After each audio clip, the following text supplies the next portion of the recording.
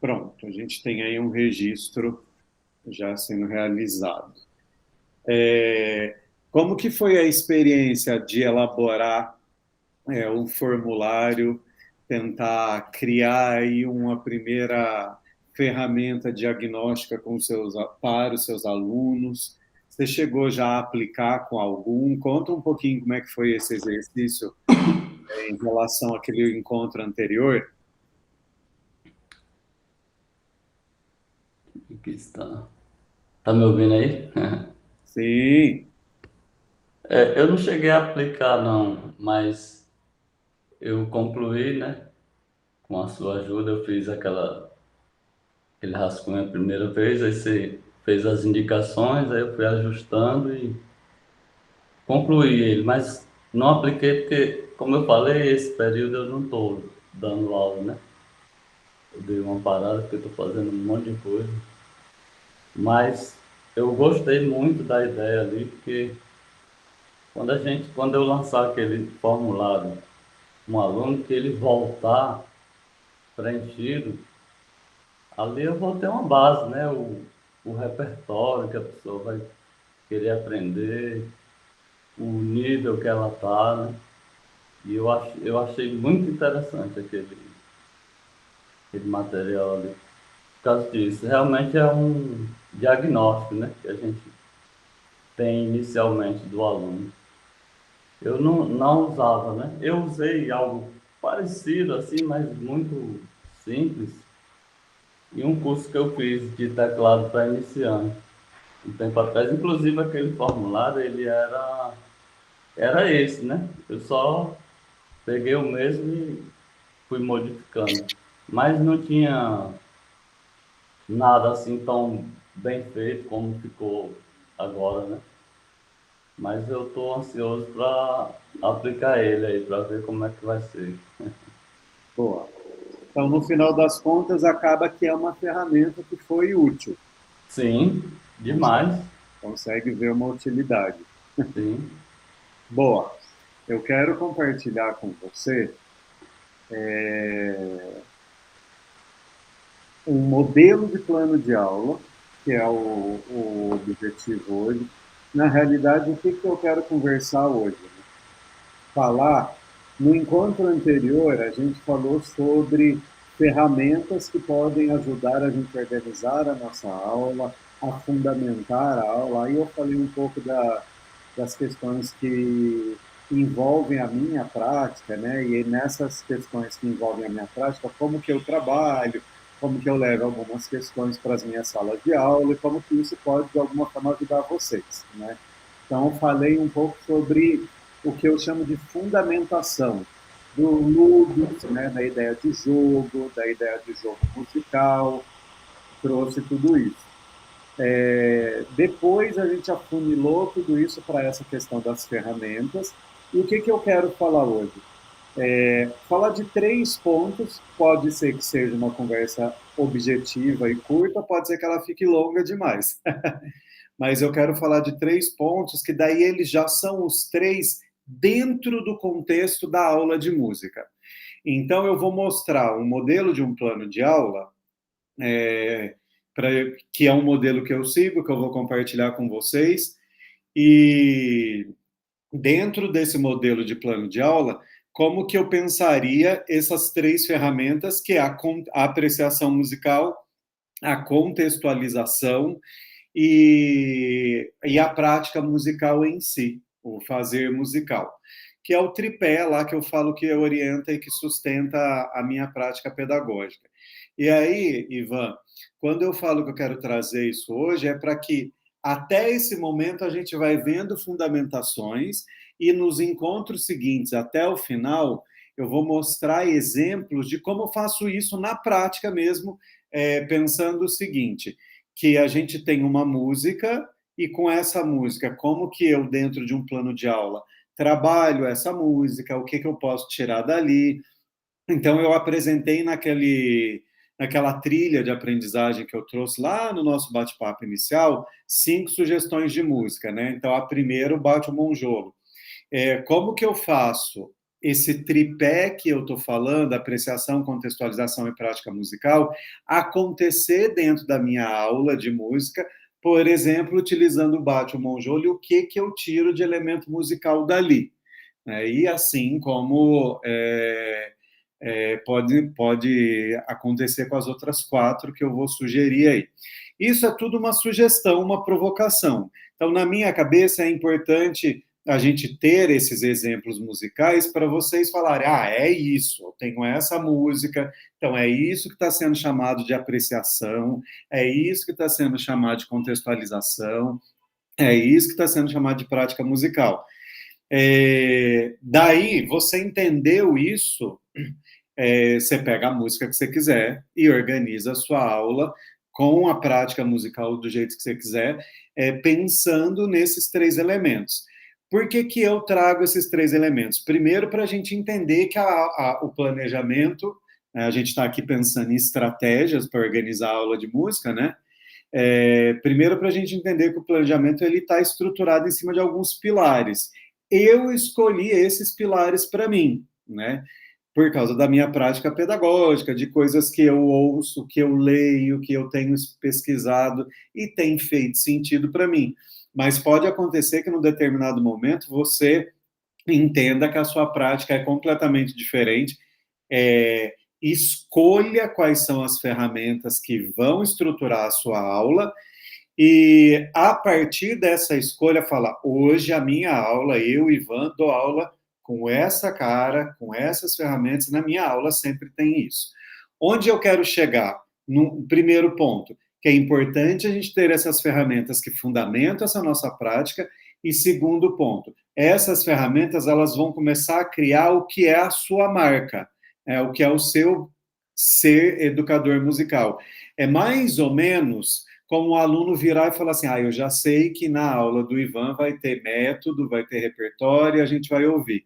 Então, é criar uma linha que, às vezes, é importante que ela seja mexida para não cair numa rotina desgastante, né? Mas é importante que você tenha essa linha para, quando você quebrar essa rotina, você saber para onde você voltar. Eu tenho feito aí um compartilhamento com os alunos nas redes sociais e tudo mais, porque parece chover no molhado, mas eu tenho reparado nesse tempo que eu estou na educação musical que nós, professores de música, como a gente tem repertório, a gente tocou muita peça durante a vida, a gente fez métodos, a gente teve lá o que o nosso professor fez com a gente. Quando a gente vai dar aula, a gente faz um copia e cola, né? Então, eu, Adriano, estudei piano, fiz lá o Zerni, fiz o Anon, fiz o Bug Miller e toquei a sonata do Mozart. Quando vem o meu aluno, o que eu faço? A mesma coisa. Pego o Anon, replico o Anon, e assim vai com todos os alunos. Então, o que é eu, educador, eu, Adriano, dando aula, não aparece, porque é o que fizeram comigo, o que fizeram com o meu professor, e é um ensino muito, muito conservatorial, né? Se você está num contexto de uma escola de música especializada para transformar um aluno num instrumentista, procede. Se o seu aluno ele vem fazer música por terapia, por hobby, para tocar no churrasco da família, será que procede esse mesmo formato que a gente foi educado academicamente? Então, é aqui que eu começo as nossas provocações.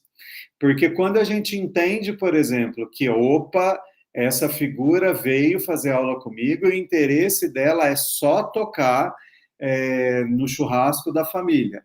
Se eu já entendi isso, aquele caminho que foi proposto para mim para ser um performer, para ser um pianista, não vai servir para essa pessoa. Se aquele caminho, que é o que eu conheço, que eu tracei, que eu fui educado, não serve, então eu preciso encontrar um outro. E é nessas horas do eu preciso encontrar um outro que para o processo pedagógico, porque implica em trabalho, né, dá desgaste, nem sempre vem pronto, e aí a galera volta, mas eu vou pegar e copiar mesmo o que eu fiz a vida inteira, porque é mais fácil. Então, aqui a minha provocação dentro dessa nossa mentoria toda é olhar que é o plano de aula, tem um pilar, né? Tem uma marca, vamos falar assim, é que nem olhar a Coca-Cola, onde você bate o olho, a criança de 2 anos, ela não sabe ler, mas ela sabe que é a Coca-Cola. Então, é criar ali uma marca, que todo mundo que passa por você vai, de alguma forma, algum dia falar, isso é coisa do Ivan, isso é da aula do Ivan. E entender que essa marca, essa estrutura, ela fundamenta a nossa prática para que, no final das contas, a gente tenha menos trabalho, né? A gente não fica tateando no escuro.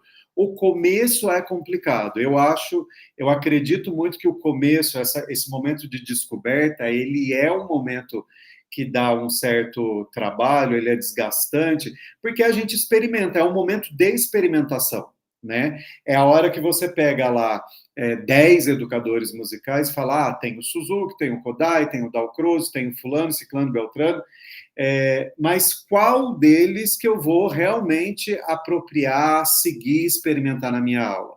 E aí, para eu saber, eu preciso conhecer, de certa forma, a proposta do cara e experimentar, né? E isso leva tempo. Não dá para eu hoje dar uma aula método Kodai e falar, não, não é isso, não funciona. A gente não teve nem tempo de amadurecer esse processo, né?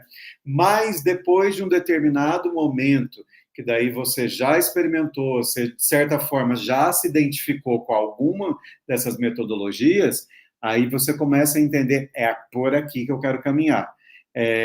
Não é uma receita pronta. E eu costumo pontuar que não é uma receita pronta, justamente para a gente entender que quando a gente vem em busca de um plano de aula pronto, desses que são vendidos na internet e eles não se encaixam na sua aula, eles não se encaixam porque a pessoa que montou não conhece o seu contexto, não conhece o seu aluno e não conhece as suas potencialidades, né? Eu acho muito sensacional quando a gente abre ali um Instagram e tem lá 240 planos de aula em consonância com a BNCC. Maravilha! O plano de aula está elaborado, está lá escrito, está em consonância com a BNCC, ou seja, tem um respaldo legal, mas esse plano de aula foi montado por alguém que muitas vezes pode ser alguém só pesquisador, né, pensante, nem em sala de aula está mais. E aí, como que isso conversa com a minha prática? Então, o que eu trago, que é o que eu quero mostrar agora, é uma primeira é um modelo, né, um primeiro modelo, que inclusive é para vocês mexerem, mas esse modelo é para você ter algo para você preencher, né, para você ir ali e colocar a sua cara. Eu poderia dar 10 planos de aula pronto, que tenho esses planos de aulas prontos, né? E ficar ali e falar, olha, pega esse plano de aula e replica na sua sala. Mas daí, além de ir contra tudo isso que eu estou falando, né, de não funcionar, o resultado final será pouco produtivo, né? Porque vamos supor que eu elaborei um plano de aula que, mesmo que seja para trabalhar escalas, eu estou pensando num grupo de adolescentes que já tocam, e você pega o meu plano de aula para trabalhar com crianças do ensino fundamental que está começando a ter aula de música agora. Não vai dar certo, né? Eu pensei num público específico, num contexto específico, e aquele plano de aula bonitinho que funcionava para mim, você pega e coloca em outro contexto, ele não funciona. Então, onde eu quero chegar? Que a gente entenda que há um modelo, esse modelo ele vai sendo preenchido e aos poucos você vai criando essa sustentação, esse pilar que sustenta a sua prática pedagógica, e nisso você vai, inclusive, criando o seu modelo de plano de aula ideal. Certo?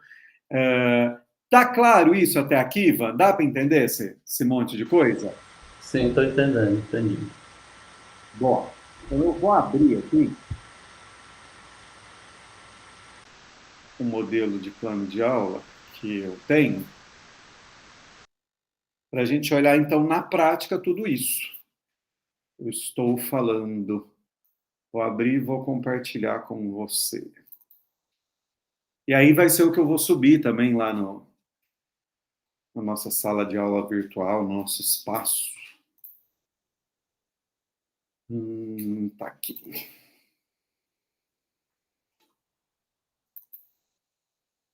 Tá, abriu errado.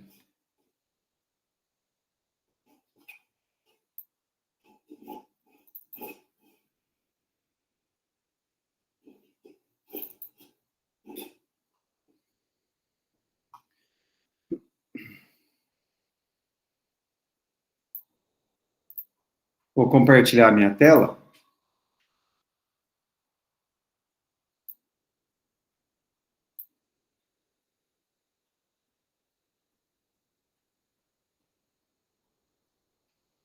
Aqui, inclusive, é o modelo de plano de aula que está do jeito que eu apliquei para os meus alunos quando eu precisei que eles montassem um plano de aula. Então, na realidade, tem dois modelos, tem esse e tem o outro. Esse daqui é bem mais completo, tá? E aí, há alguns ajustes que eu acabo fazendo aqui na hora de compartilhar com vocês, mas o objetivo maior é a gente pensar nesses itens que estruturam esse plano e bater um papo em cima deles, sobre esses itens, tentando dialogar com aquele tripé. Então, vamos lá. E aí fica à vontade, ô Ivan, para ir interrompendo, para ir fazendo as suas contribuições, para ir colocando suas questões, tá bom? Então, ali, disciplina, a parte do com prática pedagógica e tudo mais é o que eu falei, é um plano de aula que eu compartilhei com outros alunos, dentro de uma disciplina específica que eu tenho na graduação, então eu formatei ele de acordo com o que eu queria trabalhar lá. O esqueleto era esse, aí eu fiz uns ajustes de título e tudo mais. Mas o que é importante ali, na história na questão da disciplina, o que a gente vai trabalhar? Música, né? Então, não tem muito segredo. Pensando aqui que você é um professor que tem, vamos supor que você seja um professor de música que tem turmas diferentes, trabalhando conteúdos diferentes, então, na especificação da disciplina, você vai lá e coloca, bom, esse material é de canto coral, esse material é de percepção, esse material é de harmonia. Então, embora seja tudo dentro da área de música, você começa a setorizar e a criar uma pastinha para cada um a partir dessa especificação.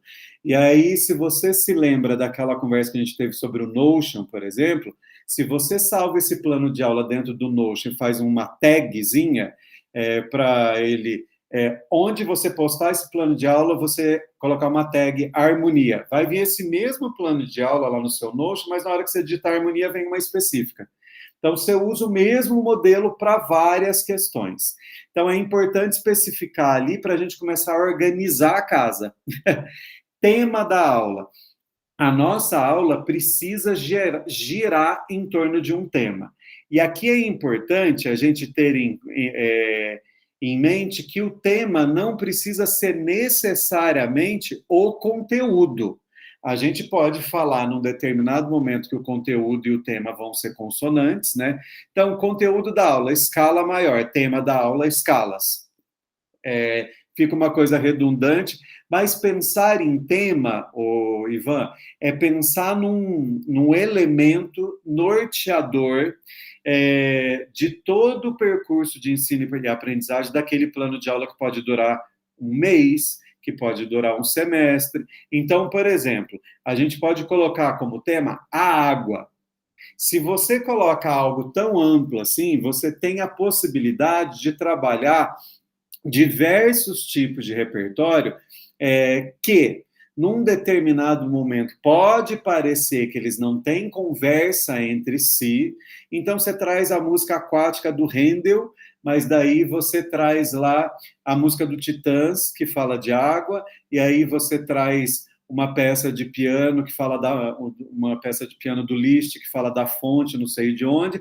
Quem está de fora só tocando o repertório fala, mas o que tem a ver o Handel, o Liszt, o Paralamas do Sucesso, o Titãs e tudo mais? Você que montou o plano de aula consegue entender que no final do semestre você quer montar uma apresentação, por mais que o repertório seja muito distinto, ele tem um fio condutor. Qual é o fio condutor? A água. Todas as músicas falam sobre água. O tema pode ser uma jornada pela história do samba. Então, aí você vai trabalhar diversos compositores sambistas. Então, definir um tema é definir um elo de ligação entre o repertório que você vai trabalhar, para a coisa não ficar solta. Inclusive, para quando você for desenvolver o plano de aula da semana que vem, você olhar o que eu fiz a semana passada e não colocar algo tão distante, né? Pode manter a ideia de tema ou criar um tema que converse com o anterior. porque não faz, não, acaba não fazendo muito sentido. Hoje eu vir e trabalhar com você samba e a semana que vem a gente vai trabalhar música da Idade Média. Qual é o link que existe entre isso? Né? Os temas são muito distintos e o conteúdo, por consequência, vai acabar sendo distinto também. Então, eu elenquei ali um tema para minha aula, que acaba sendo um título, né? Dentro desse tema, conteúdos que eu vou explorar. Quais são os conteúdos que eu quero focar naquele momento. E na história dos conteúdos, eu preciso pensar na duração dessa aula, desse planejamento. Então, se eu tenho 45 minutos para trabalhar com o meu aluno, quais conteúdos eu vou colocar nesses 45 minutos que dialogam com esse tema? Deixa eu aceitar aqui a Jéssica.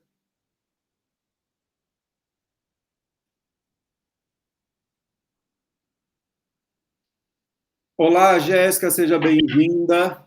Obrigada, boa noite, professor, boa Boa noite, Ivan. Boa noite, Jéssica. A gente está falando, Jéssica, do plano de aula propriamente dito. O encontro anterior, a gente falou de ferramentas que estruturam a nossa aula como uma coisa macro, foi afunilando, afunilando, falamos de processo de ensino e aprendizagem, de ferramentas, e agora eu entrei num modelo de plano de aula propriamente dito, e eu estou conversando sobre ele com o Ivan, tá? E a partir de agora com você também. O que eu já trouxe aqui? Que esse modelo, Jéssica, ele é um modelo para orientar o nosso caminho e não para formatar, para fechar, para delimitar. Então, eu até pontuei para o Ivan, por exemplo, você pode ver ali, disciplinas com prática pedagógica contempladas nesse plano de aula. Esse plano de aula, esse modelo, ele é um modelo que eu utilizei com as minhas disciplinas que tinham práticas pedagógicas na graduação. Então, tem um esqueleto, né? Tem um esqueleto ali que eu mantenho, uma carcaça. É igual a gente pensar numa receita de bolo, né? Você pensa aí numa receita de bolo de laranja, você pode até colocar umas folhas, umas hortelãs por cima, você coloca uma cereja, mas o arcabouço de que vai ter ovo, talvez vai ter leite, vai ter farinha, vai ter a laranja, aquilo sempre vai ter. Então, esse modelo que está aqui é um modelo que eu já usei com outras turmas, que é o que eu vou disponibilizar com vocês. Eu estou falando de cada item para a gente pensar sobre esses itens e, primeiro, vocês entenderem como preencherem esses itens para as aulas de vocês e, segundo, entender, num determinado momento, que talvez alguns desses itens não façam mais sentido. Vocês tiram, talvez, outros itens durante a escrita e a construção, outros itens apareçam e vocês precisem colocar. Então, é algo flexível, móvel, tá bom?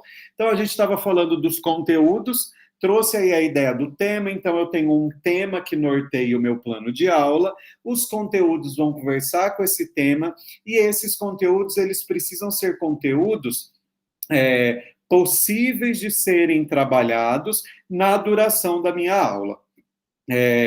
Então, é importante a gente ter em mente que encher de conteúdo nem sempre é algo benéfico, porque a ideia do plano de aula como um guia, como orientador, é que ele mostre para mim o que eu vou fazer, e não simplesmente o que eu quero, o que eu desejo. É algo real. Então, se eu tenho 45, 50 minutos, 1 hora de aula e coloco 10 conteúdos ali, será que eu vou dar conta de fazer os 10 propriamente ditos? Então, é mais interessante eu pensar no mínimo bem feito do que no máximo mal feito. Então, de repente, se o meu conteúdo é trabalhar a escala diatônica maior, eu posso elencar ali conteúdo, escala diatônica maior, estrutura da escala diatônica maior,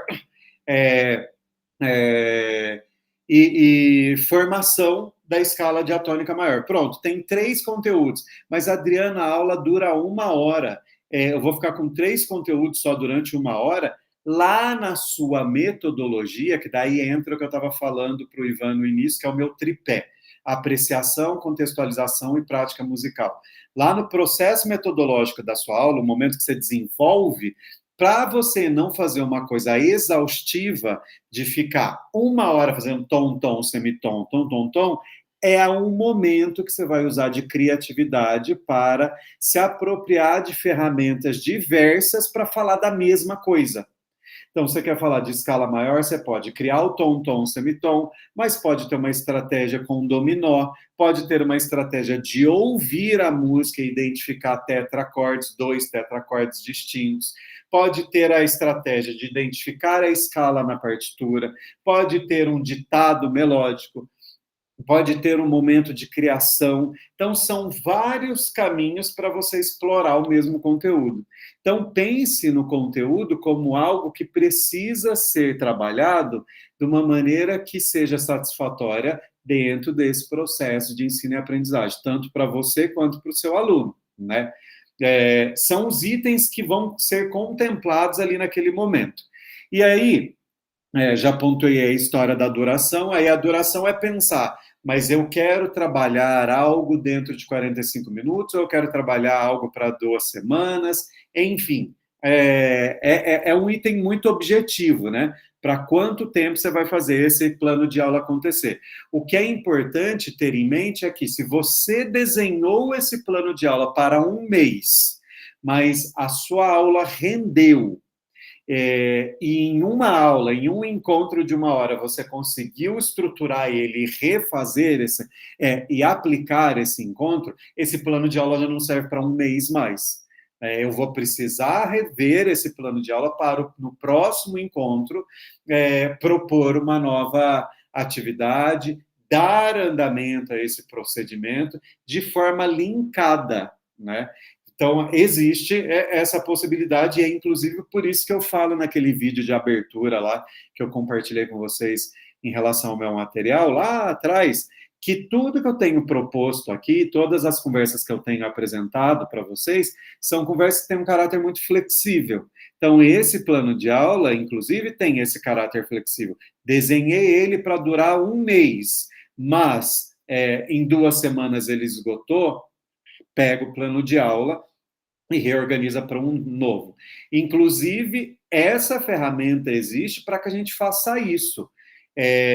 Eu venho hoje fazer esse encontro com vocês. Então, ontem, domingo, vamos fazer de conta que foi ontem, eu estruturei todo esse encontro, fiz toda uma organização, venho aqui, faço esse encontro com vocês, termino, acabou a gravação, encerramos o encontro. Aí amanhã, quarta-feira, eu retomo esse plano de aula e eu releio e vejo quais os itens que eu contemplei. Isso daqui que eu queria falar, eu falei, que é o que eu trouxe hoje no início da nossa conversa para o Ivan. O que a gente já fez nos encontros anteriores, o que a gente tem para os encontros da frente. Então, toda vez eu estou ali abrindo a minha trilha e olhando, por aqui eu já passei, esse item falta, então agora eu coloco esse item no encontro posterior. Esse item a gente já falou, então agora eu coloco o item novo. Então é uma ferramenta que ela não funciona somente para um momento local, ela funciona para iluminar os momentos posteriores também. Pegar no encontro seguinte, falar, vou dar continuidade com esse item, aqui o aluno sentiu mais dificuldade, então eu vou manter esse conteúdo, aqui já está exaustivo. Eu lembro, por exemplo, de uma provocação que a Teca trouxe para a gente num dos encontros, falando do tempo que a gente fica num semestre fazendo só leitura rítmica. Quem nunca passou por isso de estar no conservatório e ficar um semestre inteiro fazendo Pozzoli? O semestre inteirinho só tem leitura rítmica. E essa leitura rítmica, para piorar, ela é uma leitura rítmica que muitas vezes não é feita com a música. Pega lá o Pozzoli e faz tá, tá, tá, tá, tá. Onde está a música ali? Cadê o repertório que ilumina isso? Tem várias situações que eu posso trazer aí da minha caminhada enquanto estudante que eu não tinha aula de teoria musical sem ouvir música. E aí é onde eu chego no outro ponto, repertório musical. Eu entendo que uma aula de música sem música, ela não é aula de música. Ela pode ser uma aula sobre música, o que é diferente de ser aula de música e de ser aula com música, né? É muito diferente. O que adianta a gente passar 1 hora falando de escala maior para os nossos alunos? Então, eu tenho Dó maior, tom, tom, semitom, grau conjunto, Dó, Ré, Mi, primeiro tetracorde, segundo tetracorde. Acabou a aula, a gente fez ditado, a gente fez um exercíciozinho, o aluno foi lá e construiu, mas ele não ouviu uma música com essa escala. A teoria acaba ficando muito distante. Eu lembro, minha gente, quando eu fazia violão, tinha aula de violão, e tô lá tocando as casinhas do violão, dó, ré, dó, dedo 1, dedo 3, dedo 1, dedo 3.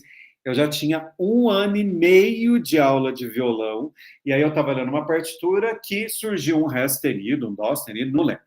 E aí eu perguntei para a professora, onde que fica agora esse ré sustenido? Aí ela me provocou, né? Onde está o ré? Dedo 3, casa 3. Então o ré sustenido estará para cima ou para baixo desse ré? Bom, para cima, né? Então, se você pensar que ele está ascendentemente no braço do violão, que movimento que você faz? Uma casinha para frente. Ela, bravo, é isso. Aí eu falei, então, se eu chegar uma casa para frente do ré natural, é um ré sustenido? Ela falou, é. Aí eu falei, se eu chegar uma do ré sustenido para frente, é um mi natural? Ela é. Cara, demorou 1 ano e meio para eu entender isso, porque a teoria nunca foi levada para a prática.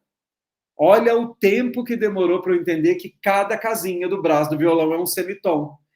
Eu lembro como se fosse hoje, que depois daquele dia era como se eu tivesse aberto a caixa de Pandora ou gritado eureka. Eu cheguei em casa, eu destrinchei uma série de partituras que eu tinha vontade de tocar e eu não conseguia ler sozinho, porque a professora em nenhum momento tinha provocado isso na aula de violão, e na aula de teoria nunca tinha tido, porque era aula de teoria específica, né?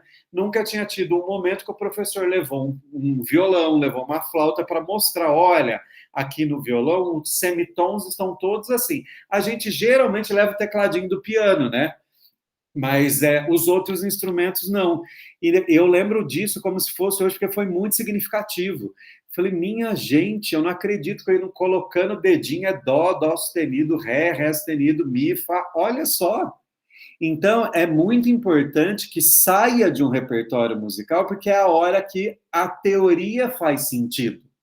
Eu não sei se vocês viram uma das provocações que eu fiz aí no Instagram essa semana, quando uma das pessoas ela pediu uma sugestão de plano de aula, eu falei, eu posso, eu fiz uma provocação, né? Falei, vamos elaborar um plano de aula juntos. Quem topa? Aí uma galera topou e eu analisei 2 sugestões, né? E dessas 2 sugestões, teve uma pessoa que se envolveu muito, foi super bacana, e ela colocou, quero trabalhar esse assunto, esse tema, com esses objetivos para esse público-alvo. E postou e eu comentei. E é muito interessante como o conteúdo está o tempo inteiro pautado no papel, na teoria. Quando essa pessoa me enviou o plano, eu falei, olha, que bacana, você realmente topou a brincadeira, então vamos bater um papo. Eu faria esse ajuste, esse daqui, e colocaria a música como um ponto de partida. Aí a pessoa pegou o plano de aula, fez uma reorganização e veio de novo um plano que só tinha aspecto teórico. E aí eu fiz mais um ajuste, falei, olha, eu entendo, quanto mais você escreve, mais claro fica para mim que você quer chegar num ponto A e você está escrevendo sobre o ponto B. Sabe onde está o problema? Não tem a música como norteador. O que adianta você, Ivan, virar e falar para o seu aluno que você vai trabalhar uma progressão de Dó, Fá, Sol, Dó, 1, 4, 5, se a música que você leva para ele é uma música que só tem 4 e 1, 4 e 1, 4 e 1. Não tem relação com a prática. E aí o aluno não faz esse link com a prática, ele vai perpetuar essa conversa que a gente ouve muito de que teoria musical é chato. É chato porque não tem relação com a prática, né? A gente deixa muito distante e a gente esquece, por vezes, que a teoria nasce depois da prática musical. Os caras, durante toda a história da música, fizeram música.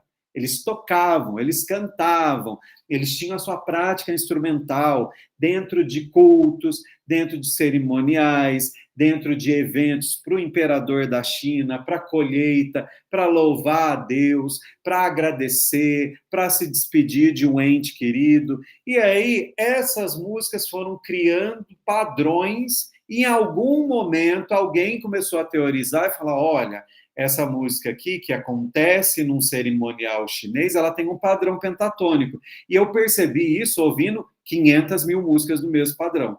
Aí a gente vai e escreve uma escala pentatônica. Mas não é a teoria que vem antes. Então, quando a gente pega um plano de aula que ali no repertório musical não tem música, há um perigo. Há um perigo muito sério, porque fica uma aula estritamente teórica. Assim como numa provocação que eu trouxe outro dia, acho que foi com o Ivan, inclusive, quando a gente tem um aluno que vem só para tocar, há o perigo do aluno vir só para tocar e a gente dá uma aula de 1 hora que ele só toca e chega num determinado momento que só tocar vira um limitador. Porque vai ter um determinado repertório que terá um grau de dificuldade muito alto que só repetição não vai funcionar mais. Vamos pensar aí num aluno pianista de concerto. Como é que você vai passar para o aluno um concerto de 40 minutos de ouvido? Né? Então, eu preciso que a teoria tenha acontecido no determinado momento. Então, aqui no repertório, eu já trago música e já no conteúdo já trago a teoria e dentro do meu plano de aula essas questões se articulam, certo? Ali no ano ou série, aqui talvez é uma das coisas que vocês limpariam, né? Qual que é o seu público-alvo. Eu deixei dessa forma porque os meus alunos iam aplicar esse plano de aula na educação básica. Fundamental 1, 2 e ensino médio. Então, eles tinham que marcar para mim qual que era a turma que eles iam desenvolver. Mas esse é um item que provavelmente vocês podem ajustar. Por exemplo, qual que é o público-alvo? São homens, são mulheres, são pianistas da igreja, são alunos do ensino fundamental. Então, esse público pode mudar de qualquer forma, pode variar, né? Mas é importante ter. Nessa provocação, voltando na historinha do Instagram, né? Então, teve gente que mandou lá os 3 itens que eu pedi, né? Falar, então vamos montar um plano de aula juntos. Me fala qual é o conteúdo que você quer trabalhar, quais são os seus objetivos e quem é o público-alvo. Teve gente que compartilhou, daí compactou da minha ideia, mas preencheu um item só. Então, por exemplo, enviou lá público-alvo adolescentes e acabou, não mandou mais nada.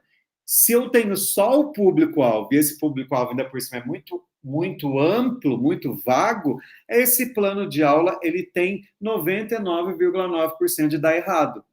Porque quem é esse adolescente? Em qual contexto ele está inserido? Ele está na educação básica? É numa escola de música formal? É numa escola de música informal? Quando eu falo formal, eu estou pensando numa escola de música conservatorial, tá? E numa informal, uma ONG, por exemplo. Já teve aula de música? Não teve aula de música ainda? Então, essas questões fazem diferença. Inclusive, para na hora que você bater o olho no seu plano de aula, você não precisar ficar pensando assim, bom, hoje eu vou dar aula para o Fernando, o que ele vai tocar mesmo? O plano de aula resolve isso, né? A gente não precisa ficar batendo mais a cabeça na parede.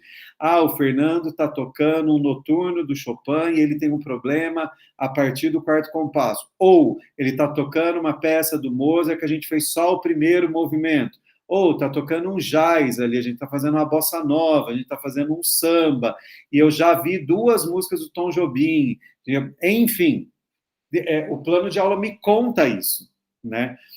Então, na hora que eu penso no público, colocar o público-alvo ali não é só encher linguiça, é criar uma ferramenta que favoreça o meu trabalho, que eu não tenha que ficar investigando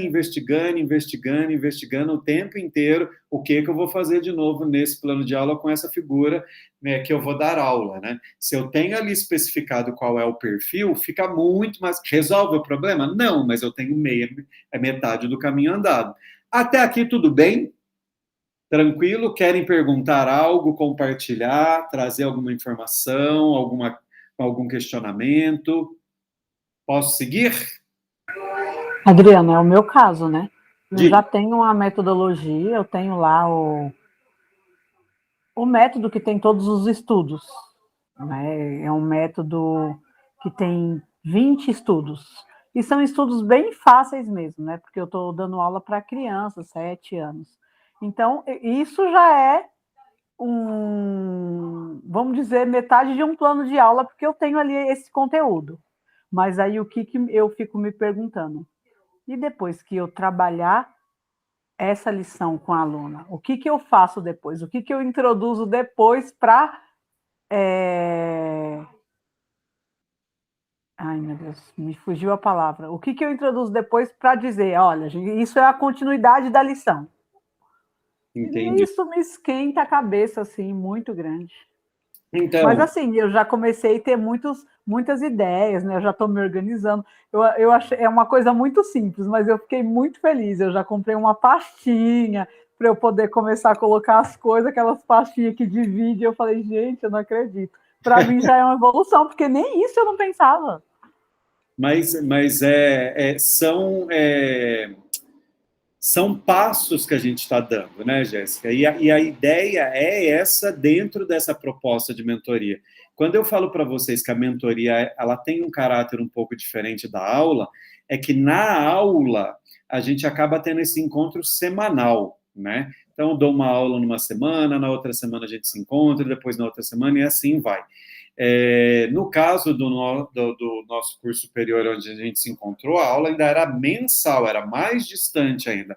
Na mentoria, não. A mentoria tem esse momento que a gente troca ideias, a gente bate papo, e a gente não está preocupado em cumprir conteúdo.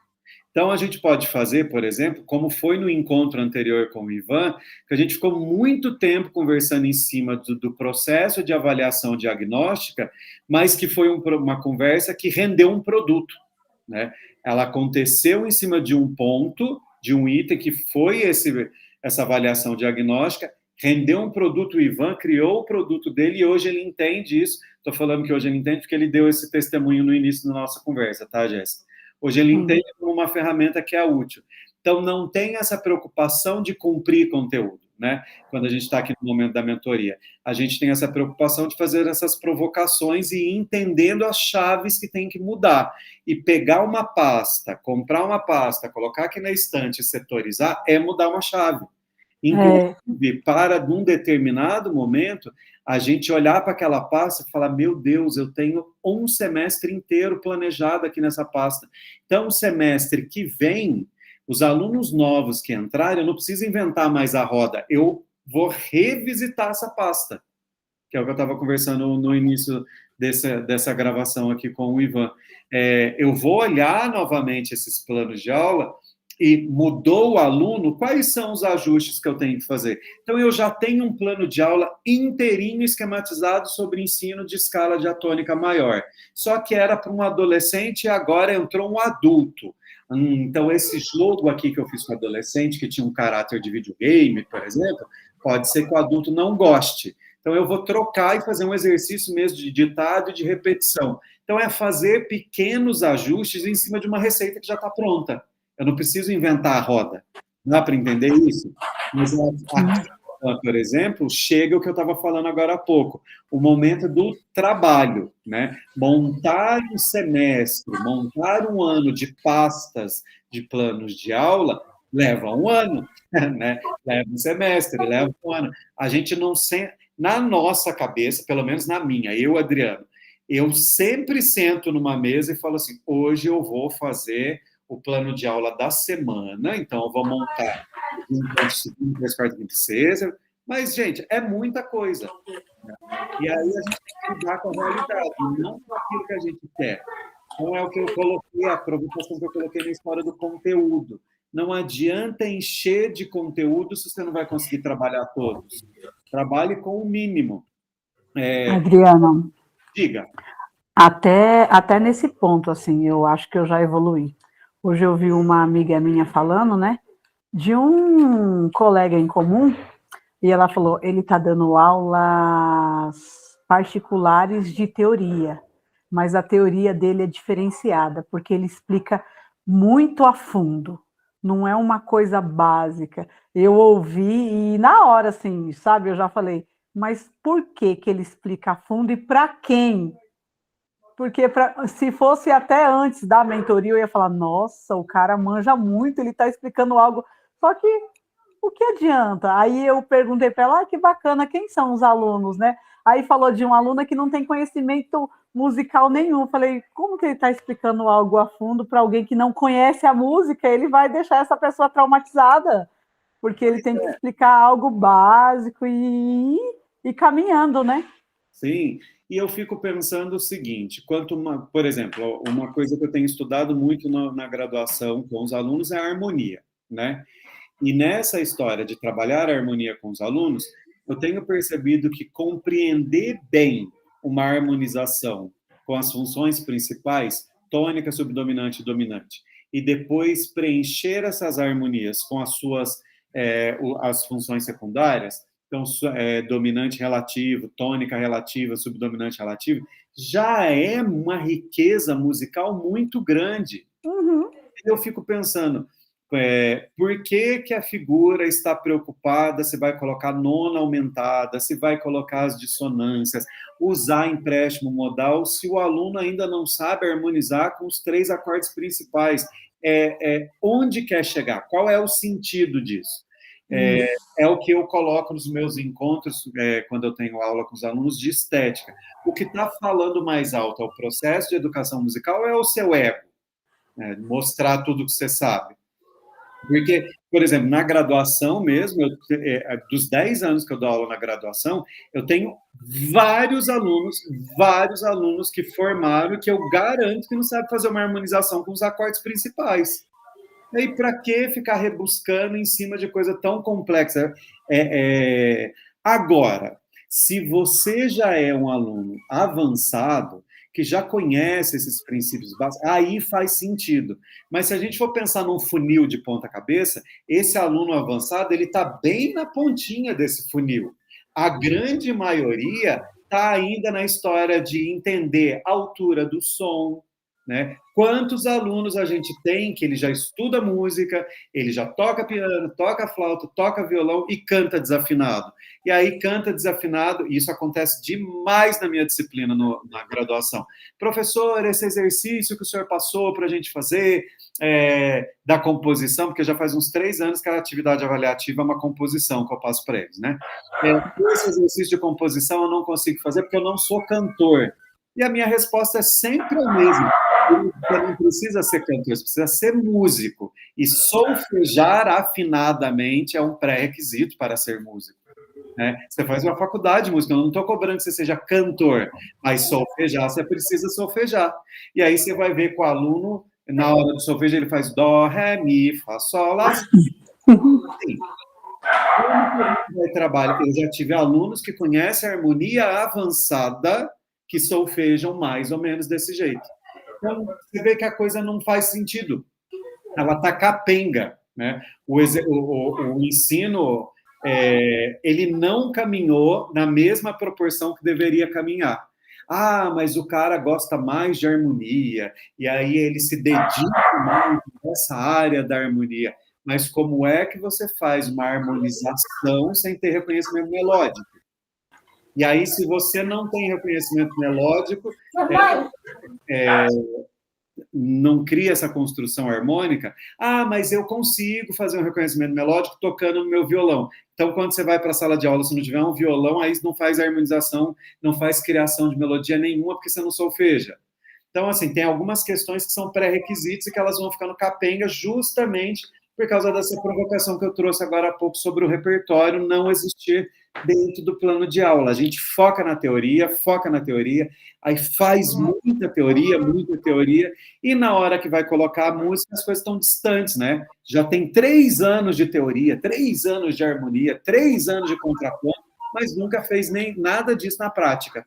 E na hora que pega o repertório, é natural, né, que a coisa não caminhou junto. Então, é importante pensando nisso. Olhando a história de ter um repertório, de ter uma música, isso é uma provocação minha, tá? Pode ser que vocês, num determinado momento, encontrem outro caminho. Mas eu entendo, tanto que nas mentorias, a Jéssica está na outra mentoria, ela pode falar um pouco disso, mas tanto na minha mentoria de escala quanto na mentoria de acordes, eu sempre parto de uma música, porque é na hora que a gente faz sentido que as coisas aconteçam. Aí partiu dessa música, por exemplo, a mentoria de sexta-feira que a gente falou sobre acordes, a gente falou de inversão, né, Jéssica? Então eu peguei o coral do Schumann e a gente ouviu o coral, apreciou o coral, e ali a gente viu o conteúdo que eu queria trabalhar, que era a inversão. E dentro desse conteúdo, o que tinha como objetivo? Compreender os acordes, tríades ou tétrades, no seu estado fundamental, primeira, segunda e terceira inversão. Então, depois que a gente ouviu o Schumann, que aí é a apreciação musical, aqui eu começo a falar agora do meu tripé, tá bom? Então, depois que a gente ouviu o Schumann, que foi o momento da apreciação, aí eu trouxe uma contextualização. Observem essa partitura e vejam que só temos blocos harmônicos, só temos acordes.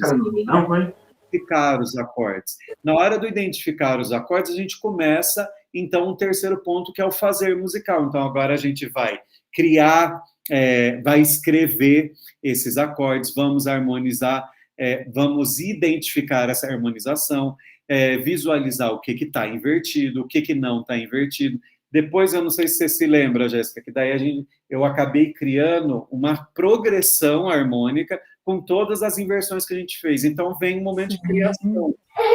Sim. O conteúdo, eu experimentei o repertório, o conteúdo e o objetivo que eu tinha, que era trabalhar inversão de acordes, acabou que foi conquistado. Eu consegui mostrar, a gente bateu um papo durante 2 horas, né? Inclusive, quando eu consigo identificar que esse objetivo foi conquistado, quando eu, Adriano, analiso os 2 primeiros acordes, olha, esse daqui está em estado fundamental e esse daqui está invertido. E na sequência, eu lembro, por exemplo, da Jéssica batendo o olho e falando, agora é Ré, agora é Sol. Então, a gente consegue ver de uma maneira diagnóstica que o objetivo foi conquistado quando o aluno se apropriou daquilo, o mentorado se apropriou daquela informação, e aí ele consegue decodificar. Né? Se chega no final da aula e nada acontece, eu trabalhei o tempo inteiro cifragem, falei das inversões, falei do estado do acorde, e no final do encontro ninguém entendeu nada, ninguém identifica nenhum acorde ali. O problema não está no aluno, o problema está no processo que eu desenvolvi durante a aula. Alguma coisa foi equivocada ali. Ou foi a forma que eu falo, ou foi a escassez de exemplo, faltou exemplo, ou, de repente, o exemplo está bom, o texto está bom, mas agora precisa de exercício. Então, tudo isso vira um processo diagnóstico. Entender se aquilo que eu falei lá no objetivo foi conquistado, certo? E aí, essa história de vamos, então, alcançar uma meta, vamos, então, alcançar um objetivo. Como que a gente vai alcançar esse objetivo? Nas estratégias. Então, eu vou dar uma aula puramente expositiva. Eu vou dar uma aula somente apreciativa. Eu vou dar uma aula em caráter de seminário. Vai ter um bate-papo. Será uma aula invertida. O aluno monta uma aula, ele estuda primeiro, eu acho muito bacana essa ideia da aula invertida, mas ela quase não funciona. Pelo menos das vezes que eu participei, ela quase não funciona porque ela é um tipo de metodologia que depende que o aluno estude em casa. Então, se ele não estudou, a aula não vai funcionar. Isso já aconteceu na graduação, já aconteceu em mentoria. Fala, galera, o texto está aqui, no próximo encontro, a nossa conversa parte do texto, tá? Ninguém leu o texto. Aí eu tenho que ter uma carta na manga. Então, o como eu vou trabalhar está no momento da estratégia. E é aqui, nesse momento de estratégia, visualize agora que eu falei do plano todo, agora eu vou afunilar mais ainda. Esse momento de estratégia é onde o meu tripé acontece. Eu, Adriano, tento articular apreciação, contextualização e fazer musical dentro desse momento da estratégia em todas as aulas. Isso dá para fazer em todas as aulas? Não. Tem aula que, por exemplo, você começa o momento da apreciação, que foi, olhando aí na prática, Agora, Jéssica, eu estou dando nome aos bois. No encontro de sexta-feira, aquele momento da gente ouvir o coral do Schumann é a apreciação. Então, a gente colocou lá a peça, apreciou, ouviu, identificou os acordes, viu a progressão, viu quantos compassos, viu lá qual era a tonalidade, onde tinha fermata. Então, primeiro a gente escutou a música. Depois vem o momento da contextualização. Então, a contextualização é a hora que eu começo a falar, bom, essa peça é um coral, esse coral é do Schumann, essa música é do período romântico, tudo isso é contextualização. É a hora que eu começo a trazer as informações da peça. Né? E por que eu estou falando que pode acontecer de, num plano de aula, os 3 elementos, apreciação, contextualização e prática musical, não acontecerem? Porque já aconteceu comigo desse momento da contextualização ficar tão longo, as pessoas se envolverem e ficar gostoso, que daí não chega no momento da prática. A gente fica batendo um papo, né? Ah, mas tem mais peça do Schumann, mas e esse acorde aqui, Adriano? Esse acorde está invertido, onde acontece? Então, a gente fica nesse momento da identificação ali, e o que acontece? Para o próximo encontro, então, ao invés de eu partir da apreciação e da contextualização, que já aconteceu no plano de aula de sexta-feira passada, a gente já vai direto para a prática. Vamos agora, então, criar acordes invertidos? Vamos agora criar uma sequência de acordes invertidos e compor uma melodia? Que lembra que a gente fez isso, Jéssica? Eu coloquei lá a sequência dos acordes, aí eu solfejo em cima. Vocês não criaram a melodia na hora, mas eu cantei um sol, lá, si, lá, sol, ré, sol. É o momento do fazer musical. Então, na minha prática, eu, Adriano, esse ponto ali que vocês estão vendo, estratégias de ensino, sequência das atividades, é onde eu faço esse tripé acontecer. E esse tripé, minha gente, nem sempre é nessa ordem, tá? Nem sempre eu parto da apreciação, vou para a contextualização e vou para a prática musical. Muitas vezes, já aconteceu de eu partir direto da contextualização. Quando, por exemplo, eu já fiz um momento de apreciação. Vamos supor que dei uma aula de história da música e o meu objetivo era trabalhar um samba específico. Então, no encontro X, a gente ouviu o samba, a gente falou da forma do samba, a gente falou das partes e tudo mais. No encontro seguinte, a gente dá uma continuidade daquela aula. Eu não preciso voltar e destrinchar o samba de novo. Posso colocar ele para o aluno relembrar. Olha, foi esse samba aqui que a gente ouviu. Principalmente quando é um repertório que não está na orelha do aluno, né? Então, eu vou colocar lá a Fita Amarela do Noel Rosa. Não é todo mundo que ouve Fita Amarela do Noel Rosa. Então, eu coloquei Fita Amarela, a gente ouviu, cantou. No encontro seguinte, olha, vamos relembrar? Mas daí a aula não vai girar mais em torno disso. É 5 minutos só. Ouviu, relembrou, aí eu vou para a contextualização. Fizemos a contextualização e vamos supor que um dos objetivos desse plano de aula é tocar a fita amarela. Então, no encontro seguinte, já é a terceira aula, eu posso relembrar a fita amarela, mais 5 minutinhos, relembro o que é em El Noel Rosa, relembro o que é samba, aí é 5, 10 minutos no máximo, porque já teve uma aula de contextualização. E aí, a minha aula de 1 hora, foram 15, 20 minutos aí, relembrando, porque essa história de relembrar o encontro anterior é importante, tá? Eu tinha uma professora na faculdade que fazia isso todo o encontro, porque daí você não perde o fio condutor. Você fala para o aluno, olha o que aconteceu. Vocês já devem ter reparado que eu faço isso todas as vezes que a gente se encontra, né? Olha, o encontro anterior a gente fez isso, a gente está em tal lugar e blá, blá, blá. Então, se tocar é um objetivo, pode ser que daí no terceiro encontro eu entro direto na prática musical. Vamos ler a partitura? Quando eu morrer, não quero choro nem vela, quero uma fita amarela. Aí coloca lá, a gente leu a partitura. Vamos cantar? Vamos tocar a melodia? Vamos solfejar? E aí a gente brinca, vamos fazer o ritmo do samba. É o momento da prática. E é o último encontro do mês, de repente a gente faz um apanhadão de tudo, ou retoma aquele encontro da prática, porque daí a performance precisa ser aprimorada, né? Então a gente tocou uma vez, não vai resolver em um dia. No encontro seguinte, repete esse plano de aula. Gente, a gente tocou no encontro anterior, a pegada hoje é a mesma, a gente vai tocar de novo. Vamos lá da partitura e a gente vai tocar. Precisa ser exatamente do mesmo jeito do encontro anterior? Não. E quem vai me contar que não precisa ser exatamente do mesmo jeito?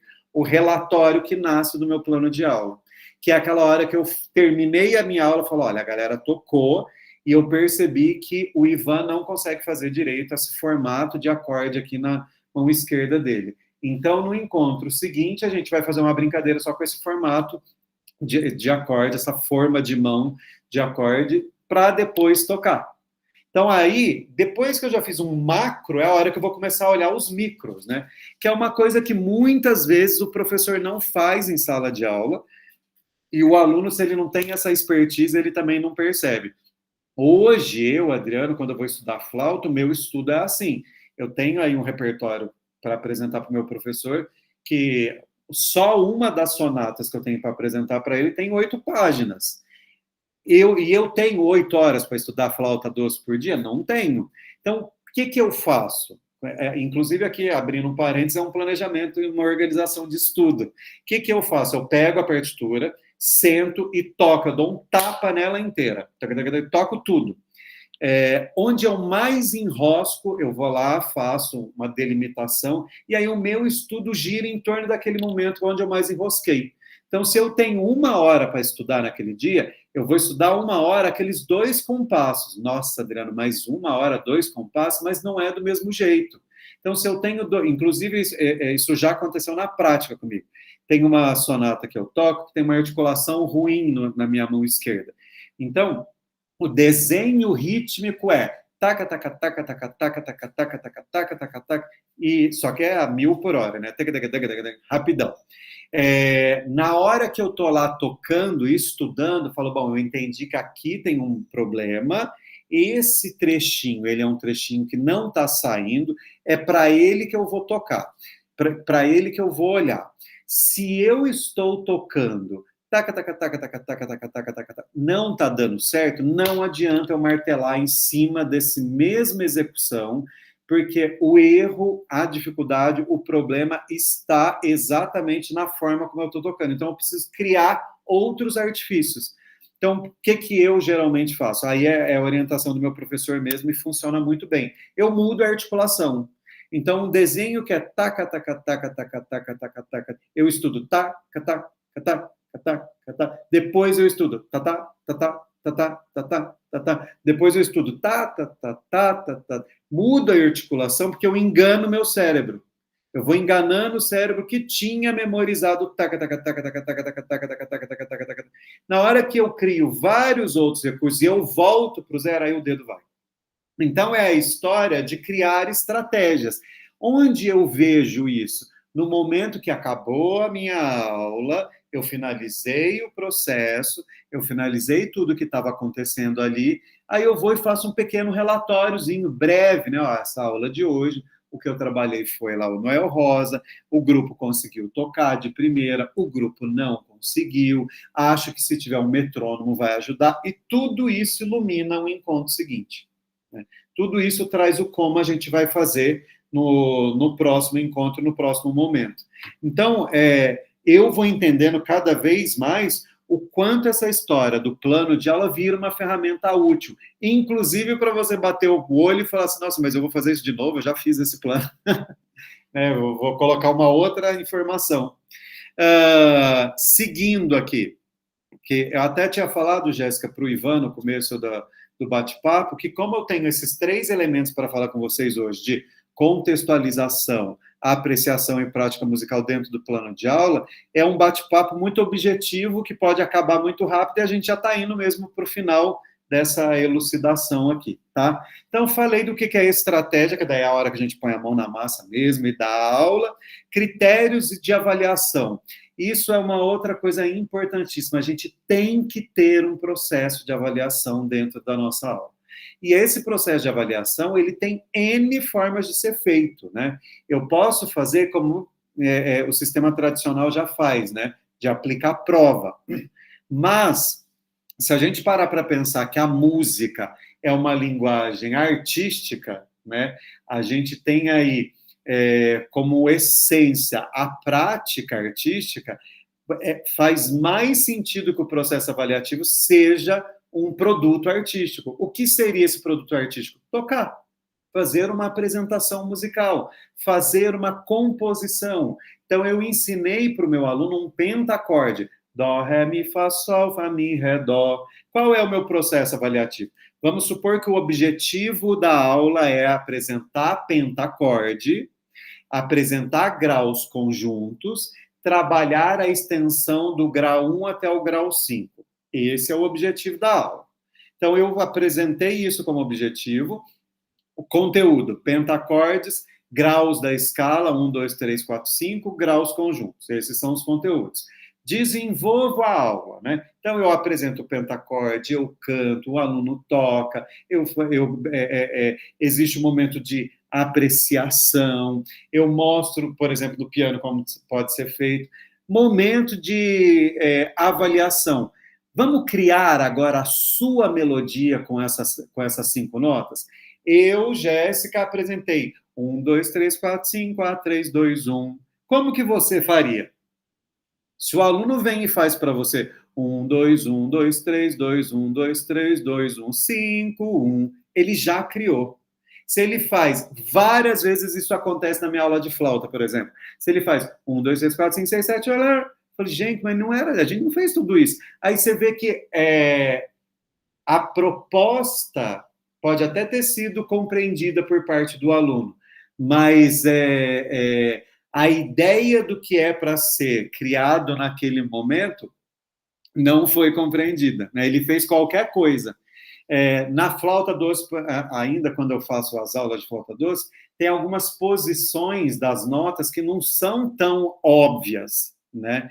Então, eu trabalho 2, 3 notas, e na hora desse processo de avaliação, cria uma melodia para mim com essas 2, 3 notas, aí vem dedo que não existe, vem mão que não existe. E você vê que o aluno quer criar para além daquilo, né? Então, o processo de avaliação, ele mostra se o aluno compreendeu o que eu apresentei na aula, se ele absorveu, se ele não absorveu nada, se ele já está, inclusive, aquém de tudo isso que eu estava apresentando. Nossa, apresentei 1, 2, 3, 4, 5, coloquei no piano, coloquei na flauta, e em 2 tacadas ele criou uma melodia. Tá muito fácil. Então, já pode ser a escala inteira, já pode ter um acidente, eu vou para um sol maior, para um fá maior, um bemolzinho, um sustenido. Enfim, é no momento do processo de avaliação do ensino e aprendizagem que eu, 1, entendo se o plano de aula funcionou. 2, entendo se o aluno compreendeu a proposta da aula. 3, entendo se os objetivos foram alcançados. 4, entendo o que eu tenho que reorganizar desse plano de aula para o encontro seguinte. Então, é importante ter um processo avaliativo. E aí, por fim, a questão das referências, a gente não monta um plano de aula do nada, né? Eu preciso ter algo que ampare esse processo todo. Eu preciso ter algo para utilizar dentro desse meu plano de aula. Então, se eu escolhi uma música, eu falei da Fita Amarela do Noel Rosa, né? Então, se eu vou trabalhar a fita amarela, lá nas referências, materiais, recursos, seja bem-vindo de volta, Ivan. Lá nas referências, nos materiais e nos recursos, eu vou colocar partitura da Fita Amarela do Noel Rosa, um áudio, se eu vou colocar no YouTube, se eu vou trazer um streaming, tipo Spotify da vida, ou Apple Music, essas várias possibilidades de ferramentas que a gente tem. Por que a gente tem que elencar isso ali? Para não contar com o ovo dentro da galinha. Chegar no espaço e falar, lá na escola deve ter, né? Vou trazer uma história minha para vocês. Quando eu brinco que eu sou uma pessoa muito velha e super atrasado com a história da internet, é muito real. Quando eu comecei a dar aula no Claretiano, que faz 10 anos, isso faz muito pouco tempo, se a gente parar para pensar, a gente está aí em 2023, eu comecei em 2014, vai fazer 10 anos, né? Todas essas questões tecnológicas que a gente tem hoje, elas já eram efervescentes, né? Dar aula online, usar ferramentas da tecnologia da comunicação dentro do ensino da aula de música, então usar Sibelius, usar Finale, usar Audacity, gravar, fazer vídeo, Tudo isso já existia, mas para mim era tudo muito novo. E para vocês terem ideia do quanto isso era tudo muito novo, quando eu comecei a dar aula, no primeiro ano que eu comecei a dar aula, eu descobri o Google Drive, que eu não sabia a riqueza que era ter as coisas dentro de uma nuvem. E aí, minha gente, onde eu quero chegar? Na história da gente ter que contar com os percalços, e é por isso que a gente tem que colocar isso nos recursos materiais didáticos, tá? Descobri o Google Drive, fiquei encantadíssimo, falei, opa, não preciso mais sair da minha casa com o carro cheio de livro, né, minha gente? Não preciso mais entrar no ônibus, quando isso agora que eu tenho carro, que antes de ter carro ia no ônibus com uma mochila que pesava um rinoceronte, e dentro da mochila tinha as minhas flautas, tinha afinador, tinha metrônomo, tinha livro, tinha tudo. Quando eu descubro o Google Drive, eu falei, mudou minha vida. Então, agora eu coloco, quando eu planejo a minha aula, que é o que eu estou fazendo com vocês agora, né? Eu abri esse plano de aula do Google Drive, e o que eu compartilhei com vocês lá no Classroom são coisas do Google Drive. Então, eu só vou pondo o link. Descobri isso, falei, não levo mais nada para aula. Eu monto a minha aula, partindo do meu plano de aula, e os materiais que eu vou usar, eu jogo tudo na pasta, né? Eu crio uma pastinha ali. Então, eu punha partitura, punha vídeo. Eu não sei se você passou por isso, Jéssica, mas teve uma turma minha de História da Música, por exemplo, que eu tinha uma pasta que eu ia abrindo um vídeo atrás do outro, que tinham vários vídeos, tinha áudios, a de História da Música Antiga, então eu colocava um monte de áudio. Tudo isso dentro do Drive. Só que nesse momento do plano de aula, nesse momento dos recursos, eu nunca pensei num plano B. Eu sempre pensava, vou levar partitura, áudio, papel para os alunos escreverem, isso, aquilo, aquilo outro, e tá tudo na nuvem. Um belo dia, chego no Claretiano para dar aula, feliz e sorridente, não tinha internet. E eu não tinha nada de concreto na mão, não tinha levado HD. Eu falei, cara, e agora? O que eu vou fazer? O lado bom da história é que, como eu tinha planejado a aula mesmo, então eu sabia o que eu tinha que fazer. Então, mesmo sem internet, eu consegui dar aula, né? O dia inteiro, para variar, que a Jéssica já foi minha aluna, Ivan, a gente fazia aula das 8 da manhã às 5h30 da tarde, de verdade, no sábado. Eles saíam de lá desesperados. Mas consegui dar aula. Mas hoje, por exemplo, depois dessa experiência, eu tenho as minhas coisas no meu Drive, tenho na área de trabalho do meu computador, tenho no meu HD e tenho os livros físicos. E quando eu vou dar aula, eu levo tudo isso. Falo, bom, se não tiver internet, tá aqui as coisas no HD. Se não ler o meu HD, porque já aconteceu isso, do computador não querer ler o HD, tá aqui o livro, minhas anotações num caderninho, e vamos que vamos. E onde que a gente coloca isso nessas previsões? Lá nos meus recursos materiais, que é a hora que a gente começa a pensar, e se não tiver isso? E se não tiver aquilo? Vou dar uma aula de ritmo, e se não tiver instrumento de percussão? Então faço percussão corporal. É entender as questões que vão ajudar a gente a estruturar esse plano de aula de uma maneira mais efetiva. E aí, deixa eu parar de compartilhar esse plano de aula e agora olhar aqui para vocês.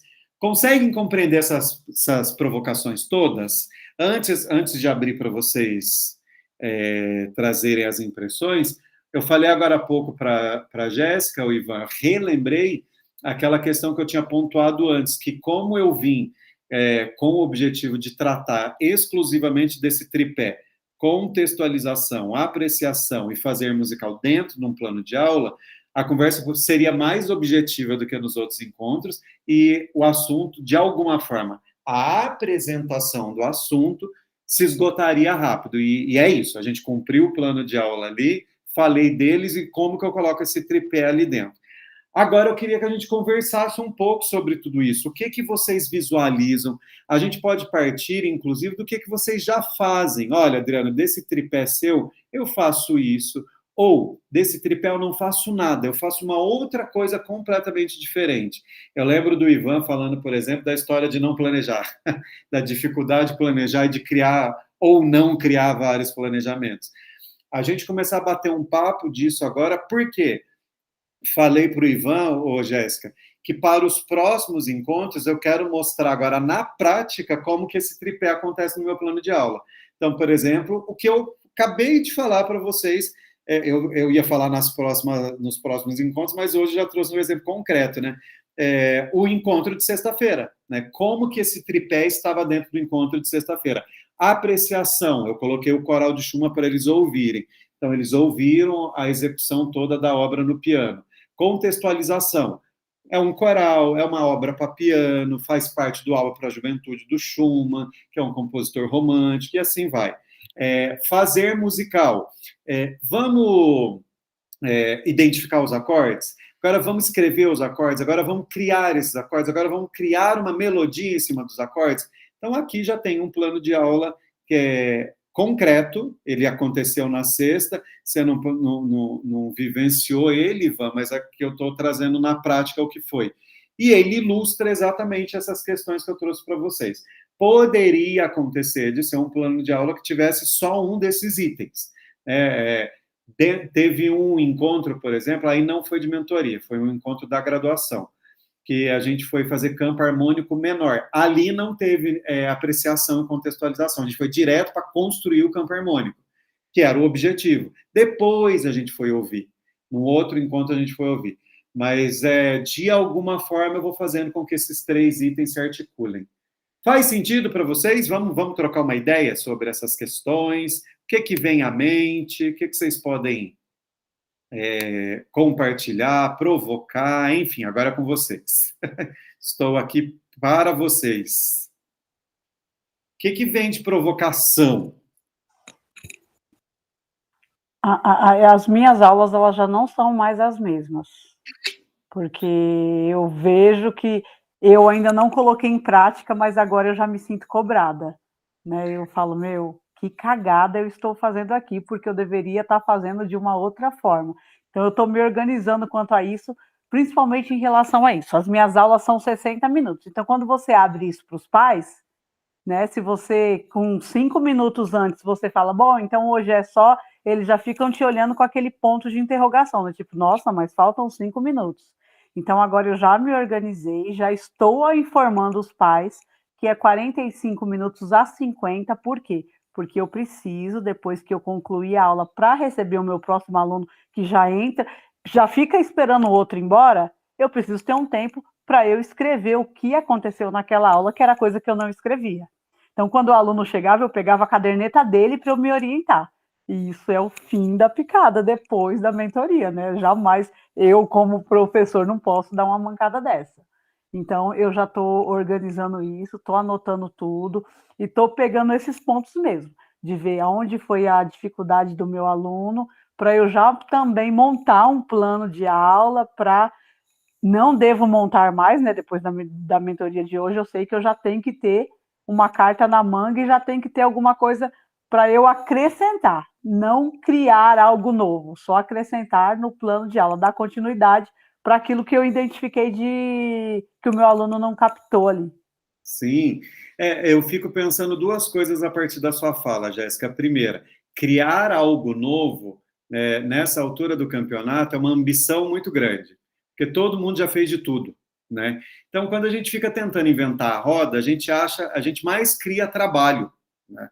A gente cria trabalho, acaba que não sai do lugar, e na hora que você vai colocar a mão na massa, fala, gente, dei e volta para fazer a mesma aula.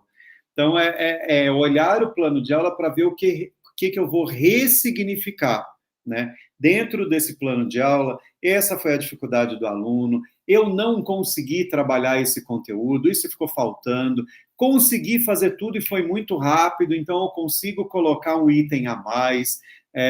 Então, esse é um primeiro ponto. E o segundo ponto é que, dentro da proposta ali de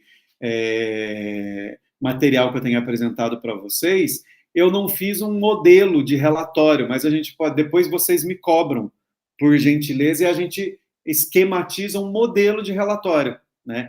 Porque tem aí o plano de aula que vocês viram hoje, o modelo do plano de aula, né? E aí é interessante a gente conjugar esse modelo com o relatório, porque daí a gente começa a ter, na minha cabeça, ter 5 ferramentas em mãos. A primeira ferramenta é a avaliação diagnóstica, de quando o seu aluno chega, que o Ivan já montou a dele.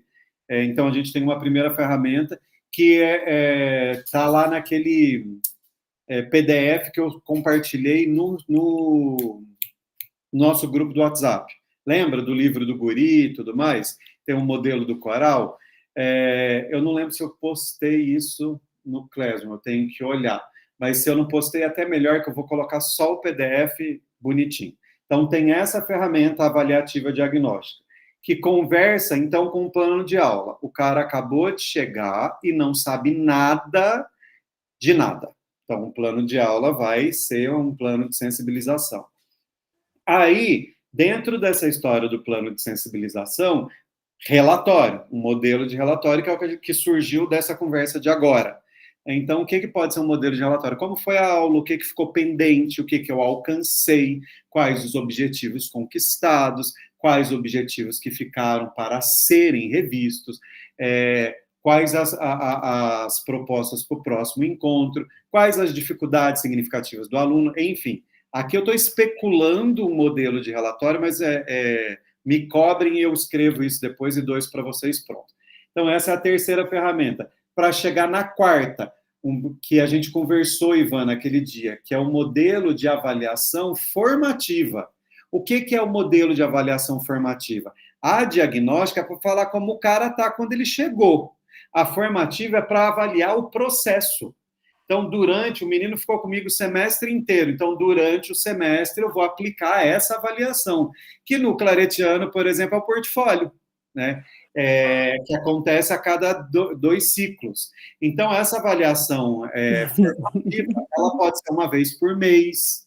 Então, todo final de mês eu aplico aquela avaliação formativa. E depois uma somativa, que daí a somativa ela é lá no final do processo, que vem uma avaliação para eu mostrar, para eu investigar se tudo aquilo que eu propus no semestre inteiro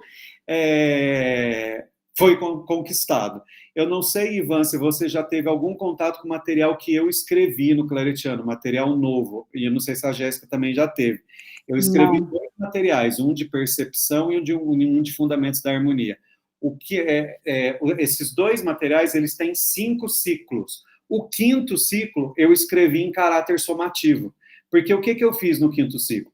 Os 4 primeiros eu dei um conteúdo distinto. Então, na primeira unidade, falei o que é escala maior, na segunda unidade, escala menor, na terceira unidade, intervalos, na 4ª unidade, transposição. Na 5ª unidade, eu peguei questões de vestibular, de ENAD, de concurso, de livros, e soltei essas questões no 5º ciclo sobre esses 4 conteúdos. Então, o 5º ciclo ele não tem novidade nenhuma, ele é um ciclo só avaliativo, só de exercício para o aluno passar por cima de tudo aquilo que ele viu no semestre inteiro. Então, é importante, Adriano, esse avaliativo, esse somativo, que é o final, ele precisa ser só teórico, que nem você fez nesses exercícios, que a minha disciplina é teórica, né? Mas eu dou aula de piano, então o seu somativo pode ser o recital. Trabalhei o repertório o semestre inteiro, lá no final do ano, é a hora que o menino vai mostrar se ele consegue tocar. Eu tenho um ex-aluno do Claretiano que ele faz uma coisa que eu acho muito bacana, que ele tem alunos particulares de violão, assim como vocês, alunos particulares de piano, de órgão, de teclado, e ele criou um recital entre esses alunos, que acabou virando um recital de alunos e virou um recital de família. Então, todo final de semestre ele faz um recital online, porque ele tem alunos online, né? E aí, no final do semestre, ele faz um recital online entre esses alunos, aí é o momento que o aluno mostra para o outro que está tocando, e ele vê se o aluno conseguiu executar a partitura, executar a peça, sozinho, né? Sem as orientações, na hora do momento de colocar a mão na massa. Então, essas 5 ferramentas que eu acho que nascem dessa conversa. Acho importante acontecer, e daqui para frente, para os próximos encontros, a gente ir estruturando elas. Quando eu falo a gente estrutura, tem umas vias aí. Vocês me cobrarem, eu fazer um esboço e vocês irem ajustando conforme as necessidades de vocês. Então, o formulário já tem, o plano de aula tem esse daí que eu mostrei para vocês hoje. Eu vou tirar algumas coisas dali, vou compartilhar ele com vocês, e mais tem outro modelo também que eu uso. Esqueci de subir, Ivan, depois me cobra. Quando a gente fala de plano de aula macro e micro, a gente conversou no encontro passado, eu mostrei um PowerPoint super bacana até. Esse PowerPoint eu vou compartilhar com vocês, porque é onde a gente pensa o plano de aula. Quando a gente vai pensar o plano de aula, tem que levar em consideração o contexto, que é um macro, e levar em consideração o micro, que sou eu, né? O que eu quero fazer frente ao meu aluno. E aí as outras ferramentas a gente vai amadurecendo, certo? O que mais, minha gente? O que vem de provocação? É muita coisa, né? Eu falo sem parar. Que desperta? Eu vou falar um pouquinho sobre essa forma que você falou desse tripé aí. Eu gosto de usar a apreciação, né? E o fazer musical. Agora, a contextualização eu nunca usei nas minhas aulas, nunca usei. Tipo, eu passo direto, sei lá, estou ensinando a música de Luiz Gonzaga, que está ali dentro de algum material que eu estou ensinando, e eu nunca tinha pensado nisso, né? Em falar do compositor, né? Às vezes eu até falo, mas por acaso, não consciente, né? Fazer algo mais consciente, né? Falar do compositor, de repente do ano da música, em que cidade, né? Esse compositor, essa música surgiu, esse tipo de coisa. Eu nunca fiz, eu pensava na contextualização, quando você falava, era como se fosse a teoria do assunto. Por exemplo, quando você falou lá que eu estava ensinando inversões, né? Os estados do acorde, posição fundamental, primeira inversão, segunda, aí eu pensei que quando você falava na contextualização, você ia explicar a teoria desses três estados, né, do acorde. Mas quando você fala na contextualização, é contar a história daquela música em si, né? Também, dentro da minha fundamentação aí, Ivan, que é uma fundamentação que sofre influência de um filósofo italiano chamado Luigi Parisson, que vocês devem ter visto na disciplina de estética. Falar da posição do acorde também é uma contextualização. É falar da questão normativa, né? Eu estou falando...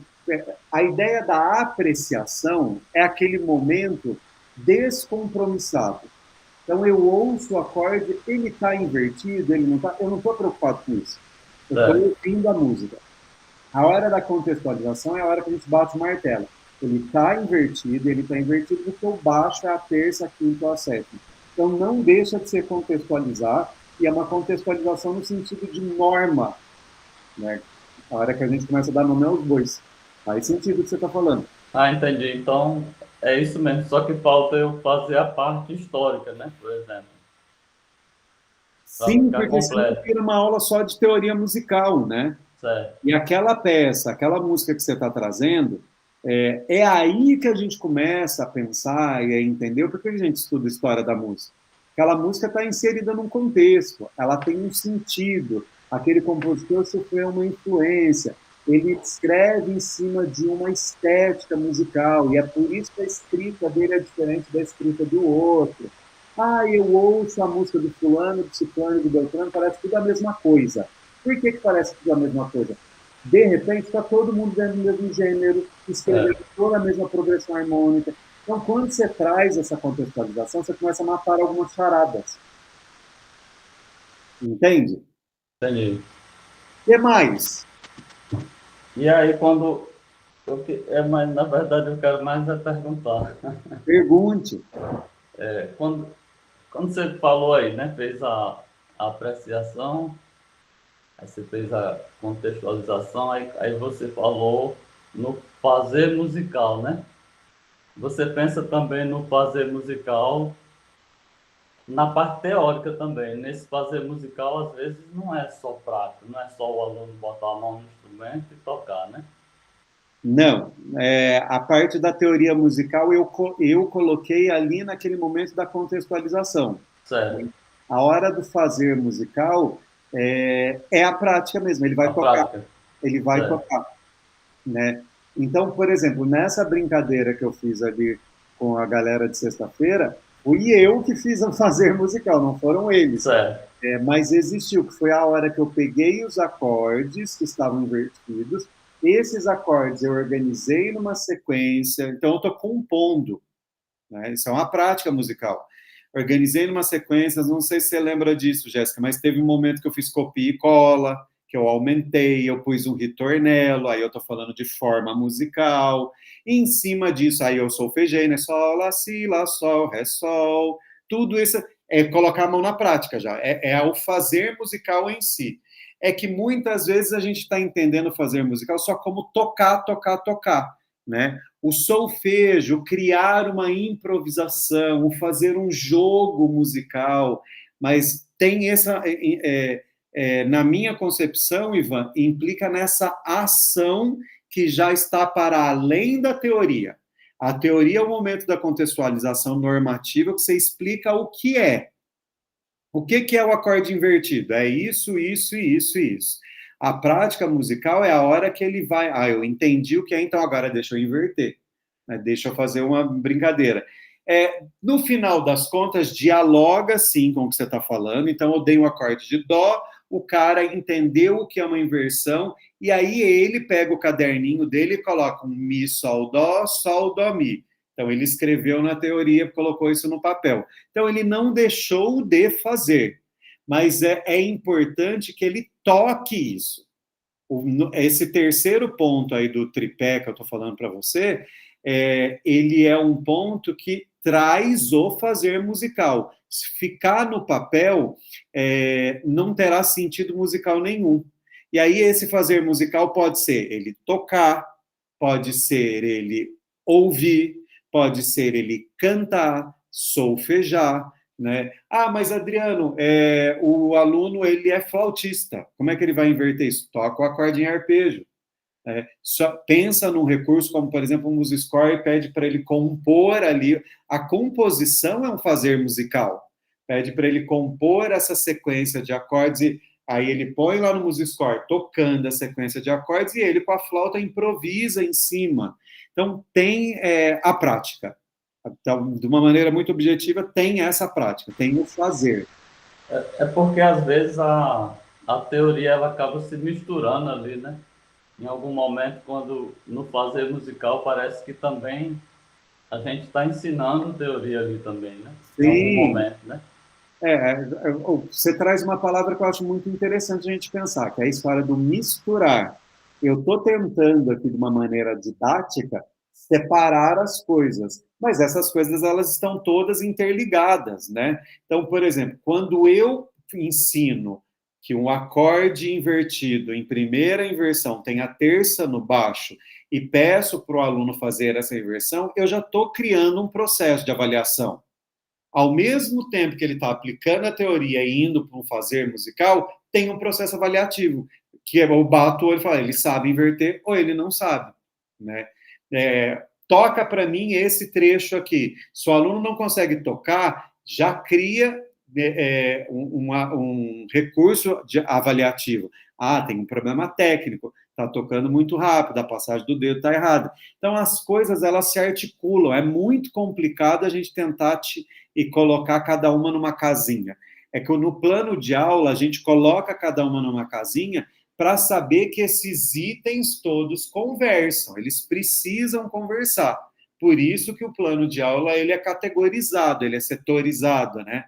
Mas na prática, lá dentro, Ivan, daquele momento da estratégia, por exemplo, ali já pode ter acontecido tudo. Um fazer musical em caráter avaliativo, né? Um fazer musical criativo, então o aluno está criando e você já está batendo o olho e fala, ah, tem essas questões que você... Então, isso que você falou é importante de se pensar. Essas questões, elas se misturam o tempo inteiro. Elas se misturam. O que mais, minha gente? Mais questões?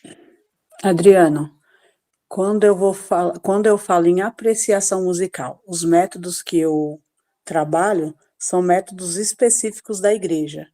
Eu posso tocar para o meu aluno entender o que é apreciação musical? Sim, inclusive teve um encontro com o Ivan num sábado que ele falou disso, de um professor que tocava para o aluno apreciar, e aí a gente foi desenvolvendo a conversa, e o que que eu provoquei?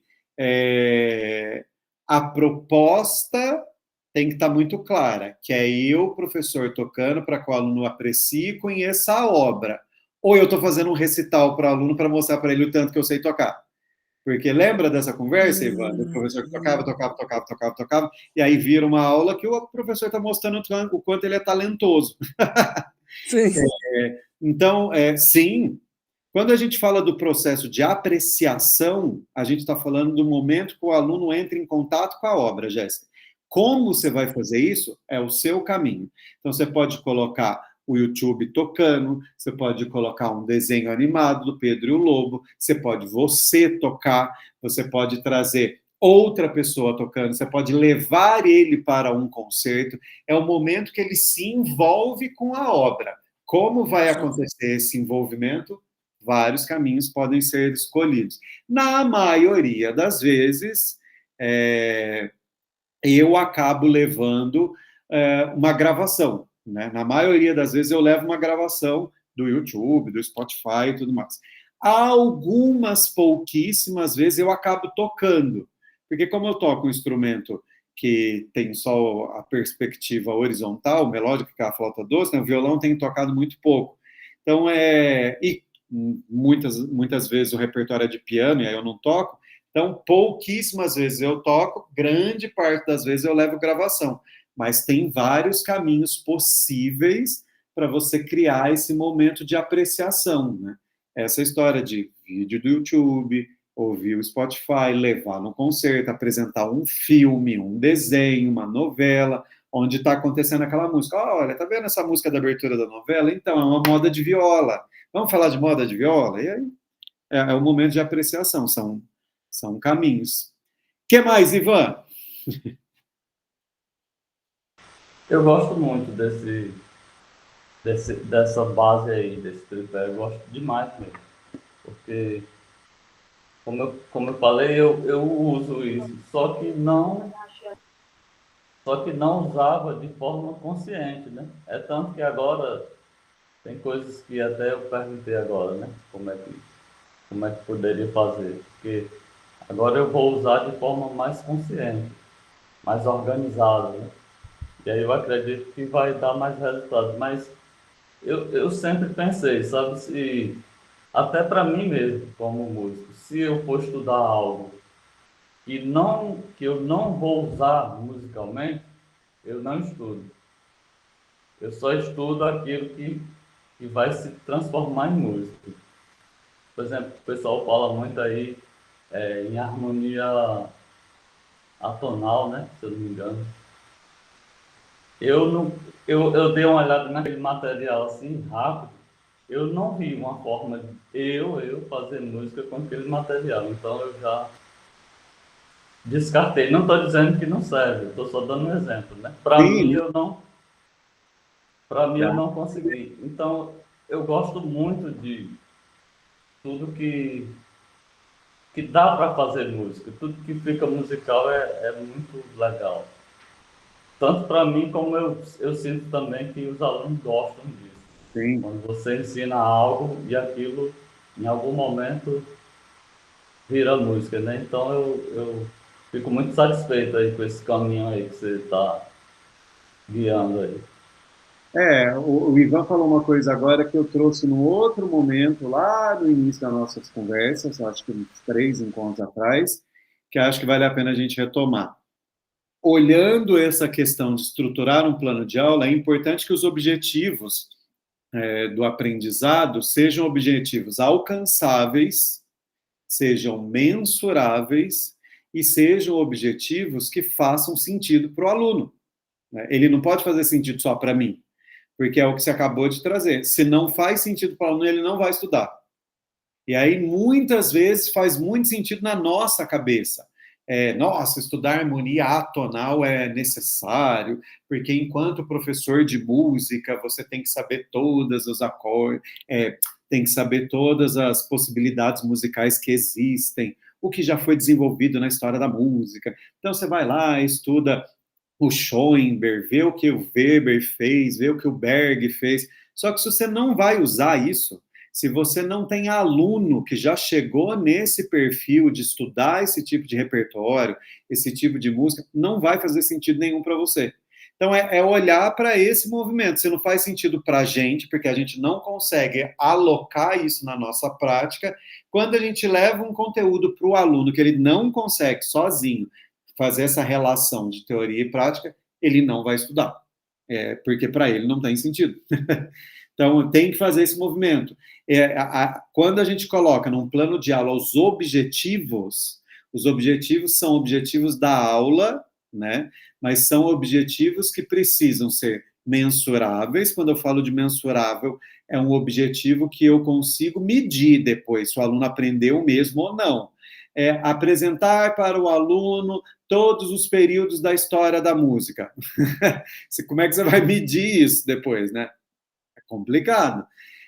Tem que ser alcançável, trabalhar numa aula de 45 minutos, todas as escalas maiores e menores. Ah, mas Adriano, é possível. O aluno vai aprender? Você escrever 24 escalas no quadro não significa que ele aprendeu. Tá lá a escala, agora que ele aprendeu outra história. E precisa fazer sentido, né? Vocês acompanharam aí essas postagens do Instagram que eu fiz aí, e que eu estava ilustrando agora há pouco, no início da nossa conversa. A pessoa que trouxe as provocações elencou como conteúdo de aula a escala cromática. E aí a minha provocação foi essa, eu falei, você está criando um plano de aula para crianças do 4º ano do ensino fundamental. Qual é o sentido de escala cromática na vida deles? Que, inclusive, é uma escala que a gente não encontra a escala inteira o tempo todo dentro do nosso repertório. A gente não toca pega uma música e procura mais que 10 compassos em escala cromática. Estou falando um repertório musical, não estou falando exercício técnico, tá? Exercício técnico a gente vai achar. Exercício técnico. Agora, um repertório, você vai tocar um Djavan, vai tocar um Tom Jobim, vai tocar o hino da igreja. Quanto momento de escala cromática tem dentro desse repertório? O cara não vai estudar, porque não tem sentido nenhum. E aí eu volto na conversa que a gente teve agora há pouco. Por que dá esse tiro no pé? Porque não teve uma música orientando o plano de aula. Tirou um assunto da cabeça. Eu vou trabalhar a escala cromática com o aluno. Por que você vai fazer isso? Agora, vamos mudar a chave. Eu quero apresentar para os meus alunos a Pantera Cor-de-Rosa. Param, param. Aí talvez falar de cromatismo faz sentido. Que eu tenho uma música. E aí o aluno vai ouvir aquele tururururururu. Olha, esse desenho da escala cromática é muito parecido com aquilo que acontece na Pantera Cor-de-Rosa. Mas é porque eu sou muito bom dando aula de escala cromática? Não, é porque eu trouxe um exemplo concreto, a Pantera. Né? Agora, se não tem nada disso, falar de Dó maior não faz sentido, porque o aluno não viu na prática. Né? Então, tem que pensar nessas questões. Tem que olhar como isso acontece. E aí a gente volta nisso que você trouxe por último, Ivan. Se não faz sentido para a gente, não faz sentido para o aluno. A questão maior, a dificuldade maior, o desafio maior é que, na maioria das vezes, a gente olha só os nossos interesses, os nossos objetivos, a gente não olha o do aluno. Então, muitas vezes, o plano de aula faz muito sentido para a gente, o objetivo faz muito sentido para a gente. E aí, a aula não acontece, ela não dá certo, o aluno não gosta, ele não toca e a gente entra em depressão. Mas a aula estava tão boa, por que não deu certo? Porque o objetivo fazia sentido só para você, para o aluno não. O que mais, minha gente? Mais questões? Querem compartilhar, provocar, falar, expor a mais alguma questão? Só relembrando do que a gente falou, modelo de plano de aula, né? E o meu tripé, apreciação, contextualização e fazer musical, como que esse tripé está dentro do modelo, e aí eu fui pontuando itens do plano de aula a partir do exemplo que eu mostrei para vocês, trazendo também um exemplo prático do que eu fiz numa aula de harmonia, na qual a gente trabalhava sobre inversões, e eu parti de uma apreciação de um coral do Schumann. Então, em síntese, a gente tem tudo isso aí. Mais questões, dupla dinâmica? Querem trazer, falar, compartilhar, xingar, brigar? Adriano, essas aulas ficarão gravadas por quanto tempo? É pela vida. Ah, Elas estão gravadas. Eu comecei a editar já vários vídeos, já tenho mexido nesses vídeos. A questão é o que eu falei para uma aluna da outra mentoria. Eu sou muito perfeccionista, eu tenho que perder um pouco disso. Porque eu fico vendo o vídeo da galera de mentoria, de live, do jeito que tá, o cara pega e sobe na internet. Eu não sei fazer isso. Então, eu fico fazendo uns ajustes, e agora eu cheguei à conclusão de que compartilhar com vocês esse vídeo de 2 horas é cansativo para vocês. Então, eu estou picando. Aí eu vou pondo videozinhos curtinhos com título, né? Aqui a gente está falando disso. Aqui. E aí eu vou soltar o Flashbo, e aí a gente tem aquele compromisso dos 8 encontros de mentoria. Mas o acesso a esse material, apresentar dúvida lá no espaço do Classroom, é quando vocês quiserem. Então, esse material ele vai sendo subido, eu vou colocando ele lá, vocês vão ter acesso enquanto vocês quiserem, e enquanto as dúvidas forem aparecendo, partindo do movimento que vocês fizerem com esse material, vocês podem escrever. O espaço é para vocês. Porque eu sou muito consciente, muito tranquilo de que tem muita coisa que eu estou provocando vocês agora, que a ficha vai cair bem depois. E aí eu acho que faz muito sentido eu provocar agora a ficha cair depois e vocês estarem abandonados, né? Vamos pensar num desenho aqui muito possível de acontecer, muito possível. Essa ficha cair no início do ano que vem, que é quando começa o ano letivo, que é quando vocês vão ter alunos, novos alunos, né? E aí você fala, nossa, agora eu vou pegar aquele plano de aula que eu vi lá 4 meses atrás com a Adriana, vou escrever. O que era para fazer aqui mesmo? Então, aí o Classroom está lá aberto, vocês vão e acessam, vocês fazem os comentários, então vai ficar lá compartilhado. Até porque eu tenho uma ambição muito grande, que eu tenho os meus materiais que eu escrevi, que estão aqui no meu HD, que estão no meu computador, e para organizar a minha vida eu estou fazendo bem de pouquinho, mas de deixar eles tudo num lugar só. E esses vídeos da nossa live, nesse espaço de campo, eles vão tudo ali. É mais fácil para mim e para vocês, então, virá. sim. Mas, diga, Jéssica. Não, eu acho que a minha apreciação, quando estiver começando o ano, vai ser ouvir esses vídeos, né? A gente conecta o som lá e fica ouvindo, limpando a casa e ouvindo, e larga a casa, vai lá, anota alguma coisa. Eu acredito que é um processo meio que natural quando a gente começa a se encantar com coisas, né? Tem texto aqui, por exemplo, tem livro, eu tenho livro que eu uso nas minhas práticas, uso para montar minha aula, usei no meu mestrado, que eu não consegui acabar o livro até hoje, porque o que me chama a atenção é um texto, eu já li aquele texto do livro 4, 5 vezes, mas não acabei o livro ainda. Eu fico lá. O texto faz tanto sentido para mim que eu não consigo avançar no livro. Eu entendo o que você está falando. É que nem aquela música que a gente ouve 10 vezes por dia, né? Mais coisas, dupla dinâmica, mais questões. Vou deixar vocês, então, para pensarem durante a semana. As questões que surgirem, fiquem à vontade para compartilhar. Lembrem-se das provocações que eu fiz aí em questão das tarefinhas, que vocês têm também para me provocar, as ferramentas que a gente tem que formar, né? 3 tipos de avaliação, o plano de aula que já está ali, e o modelo de relatório, a gente vai pensando nisso. E antes que eu esqueça, o próximo sábado eu dou aula de novo no Claretiano, eu vou aplicar uma prova, fui convocado lá para aplicar uma prova. Como é para vocês fazer esse encontro, a gente já deixar pré-determinado de novo para segunda-feira da semana que vem? É tranquilo? Às 19h30? Segunda-feira eu tô tocando, né? Na terça? Na terça dá. Pode ser na também. Terça? Pode. Então, a princípio, eu lanço isso no grupo, lá para a gente não esquecer. No decorrer da semana eu lanço. Para terça-feira da semana que vem, para ficar registrado. Se tivermos algum contratempo, a gente vai conversando. Certo? Combinado. Vou parar de gravar aqui.